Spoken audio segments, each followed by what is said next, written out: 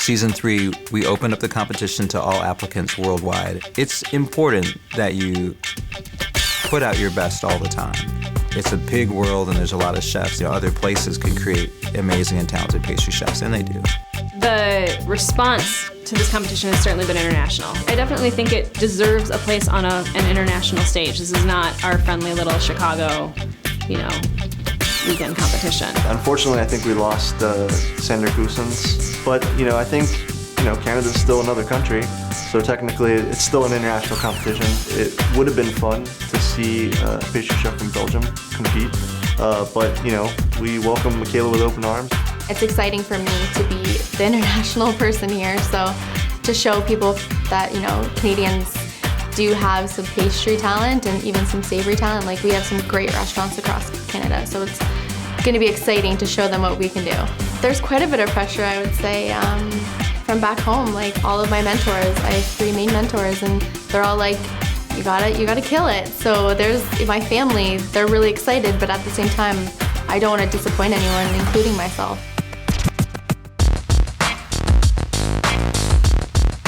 Great things can happen on Friday the 13th, no matter what, no matter how superstitious you are. I think it comes down to, it doesn't matter who's on station 1 or station 4. At the end of the day, did you do what you set out to do? So I think that's very interesting, that the places have fallen to the same stations 2 years in a row. It can't happen 3 years in a row. I'm gonna have to not worry about that. Then I really hope I win, and that'd be amazing if that's the power from being on that station. I want it to happen. I think I do. I think I'm good enough to win this. No, I'm not superstitious. When I found out that I had Ashley as my assistant, first thing I realized was that she was the assistant for both winners in the past. I didn't think that it was going to help me at all, even though everyone keeps reminding me of that. I think I've heard it from everyone so far. I'm just hoping it's not the opposite, that the third time isn't the charm. We've had a chef assistant, Ashley, who's been the assistant for the winner for like 2 years in a row. So whoever gets Ashley, is that person gonna win? Depending how you look at it, you could place a lot of bets and I think lose. For the plate selection this year, the chefs reacted exactly as I thought they would. It's the color, I think, for the most part, that really threw them off. So when we found out that the plates were, first of all, colored and of an earthenware texture, I was like, what? Because watching last year's competition, everybody had white plates no matter what. Total curveball. Had no idea there was gonna be color on the plates. No, it hadn't even crossed my mind that we might have colored plates. I was thinking about all sorts of wacky shapes and little divvies and all sorts of crazy stuff, but never even considered color. So I actually looked at Steel Light International on the website to see what plates might come up in the competition, and I saw those ones and I was like, they would never pick that. That's too different. That was a big surprise when I saw the plates that we had to choose, because I'm just used to using white plates because that's what I prefer, and that's why I had expected that. It became pretty obvious, I think, pretty quickly which ones were gonna work and which ones weren't. When I was first thinking about my signature dessert, I wanted to make sure it was the best dessert that I've made, and it was a compilation of all my best things that I've done since I started doing pastry. The signature plate dessert that I'm doing has a pretty large story. The idea came behind a farm visit to one of our local farms where we buy a lot of our goat cheese. And so the idea was to create an experience for the diner where they taste the farm. So my plated dessert actually started out as a cauliflower dessert. And I really like introducing savory into sweet. And then I was working with certain components, and I added a spruce ice cream to the dish. Everything on the plate worked except for the cauliflower, so I admitted it, and now I'm doing hazelnut, verjus, grapes from BC. They're amazing, with balsam fir spruce, which is from Canada, so kind of a little bit from where I'm from. The plated dessert, I think, is the hardest in a way, because again, you really want to show what you can do and show what you're all about, and at the same time, you can't put everything on the plate. My name is Jillian Hillard, and I'm with Pre-Gel America. I'm Sarah Miller. I'm the Director of Marketing for Wholesome Sweeteners. My name is Philippe Titka. We're with Dezan Gourmet. Daniel DeBarry, wearing commercial products, proud sponsor of the Chicago Restaurant Pastry Competition. Competitions in general are really important for the industry. I believe it keeps the echelon of talent at the highest. This competition has been fantastic. The setting is beautiful. It's exciting. It's actually exciting to see young chefs work with the product line, to see the reaction and how easy it is for the product to work with, and to kind of see how the flavor works with the recipes they're using. So it's exciting, yeah. You're seeing all different kinds of styles. You're seeing different kinds of ingredients, different molds, different techniques. I have had a blast, and these chefs are absolutely amazing. We're so proud to sponsor this event and provide the best sweeteners for these chefs to make these exquisite and beautiful desserts. The favorite part is tasting, of course, just to see what they're able to create is amazing. I'm not going to predict anything. I just want to see how it all pans out.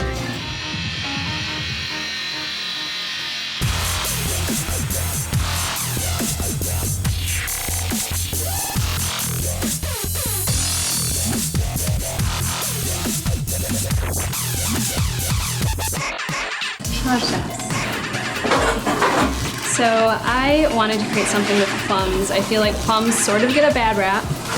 People sort of just throw them into pies, or they opt for peaches, and I really love plums. So I wanted to do a dessert that really kind of gave the plum something to be the focus of and have lots of little bursts of flavor that kind of surround the plum. So you have a fromage blanc mousse, you have some hibiscus poached plums, a plum and Saint Germain sorbet, and a tonka bean cake. So please enjoy.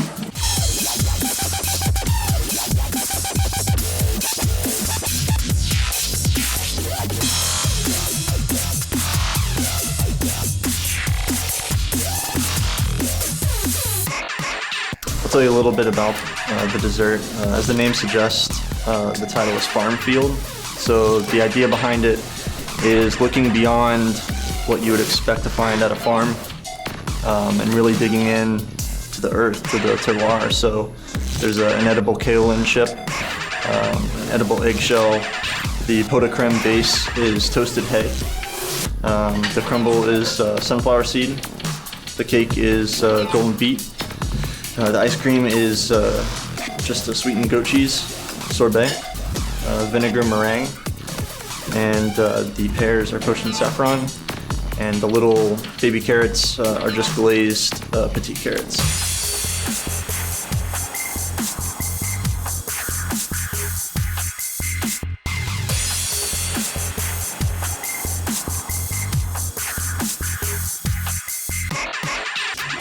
The main component is a miso vanilla bavois. It's accompanied with carrot cremous. There's a citrus anise curd, a sake gelée coin. You can see some buckwheat cake. And then there's some more flavors of anise on the plate as serves. I've smoked some pecans and made a praline paste out of it and made an ice cream with that. There's also some candied pecans on there as well. Chef Michaela is our last chef playing the last plate of the day. It's the closest competition we've had so far. 2 point, maybe 3 points separate the winners. Let's watch this final plate come up.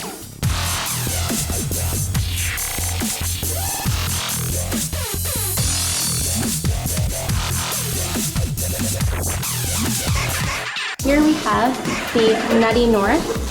So the bottom layer is a hazelnut panache with a hazelnut panna cotta and a verjus and himrod grape jelly on top.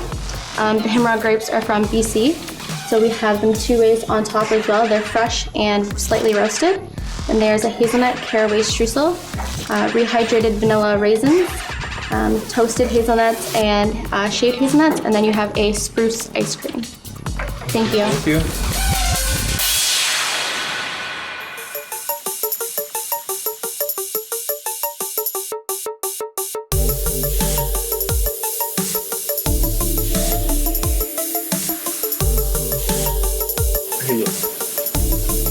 Everything tastes great. It tastes great.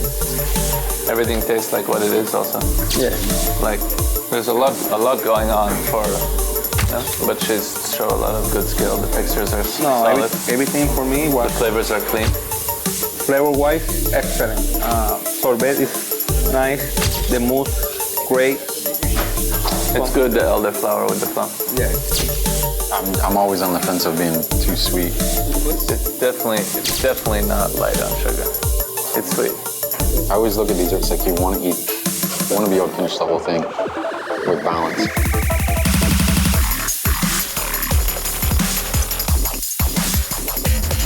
That's good. This is egg. Good. And Empty. that's full. That's full? Yeah. Sorbet. Good. Strong flavor. Strong flavor. What's that? The hay? Goat. That's sorbet. The goat. The hay flavor, it's not there, right? Or is it? Mine's pretty strong. I like the verjuice sauce. No, pear is good. Sorbet is good. The sponge cake, I don't taste any big. It could have been about half the size. But if it was half the size, the egg would have been, then half an egg. I mean, you can only eat a bite of the egg anyway. Yeah. Sunflower seeds are really nice. Yeah. Salty, crunchy element. There's a lot of good element. That's like someone I would like to see in like 5 years.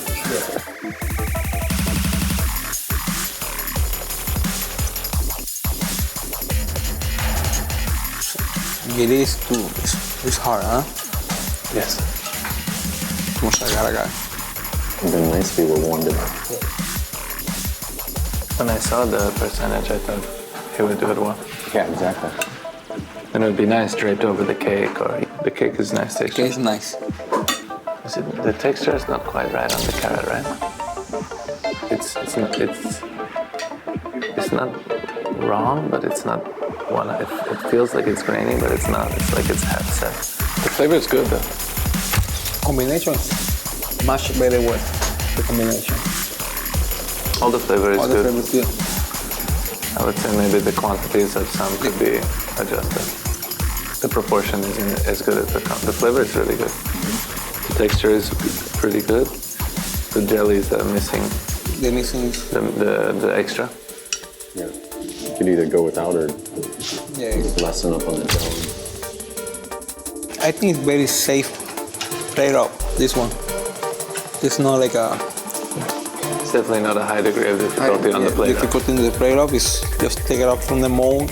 I really like the flavor of the red miso, I'll tell you, but the middle of the raviolis is frozen. Yeah, I think it's overall balanced pretty well. When you do get bites of the oxalis, it brightens things up. It's not... I don't like it. What is it supposed to be? It's supposed to be lime and anise. Anise. And it's a little bit of neither. It's a little bit of both. I could use more herb and more lemon.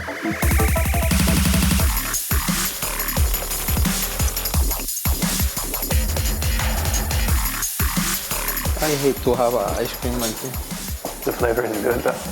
The spruce is good. It's delicious. Yeah, it's delicious. It's like a fresh juniper. The panna cotta, I don't get the flavor of the hazelnut. The texture is very good. The spruce is good. The verjus is good. The textures are good. The hazelnut is really lacking. Like in the flavor of the hazelnut, but the texture is very nice. The panna cotta. I love the grape. It's nice, huh? You have a nice touch. It's so close. All the materials are in place. Something missing a little here, something missing a little there, but nobody's missing much. That's the problem with taking those positions when you're so young, because all the young cooks are so eager to be in those positions that they don't learn. They don't learn. They go straight away. Foundational cooking. They lose all that. They lose that time to refine what they do.